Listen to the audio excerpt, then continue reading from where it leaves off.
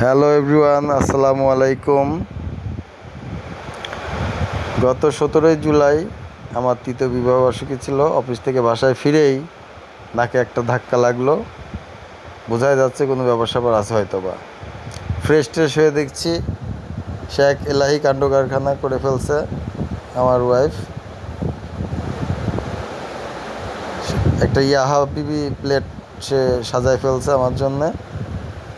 এখানে ছিল আস্ত মোরগের রোস্ট, ডিম, শসা, কাঁচামরিচ, মানে সিম্পলের উপর গর্জিয়াস একটা খাবার। কোনো ঝামেলা নেই, একদম ফ্রেশ।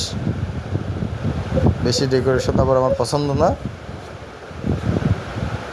প্লেন পোলাওয়ের সাথে ব্যাপারটা জোস হয়েছে। আর রোস্টটাও ছিল অনেক সফট।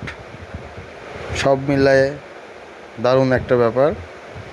পরে আমরা সবাই মিলেই প্লেটটা শেষ করছি, আমার একার পক্ষে সম্ভব হয় নাই।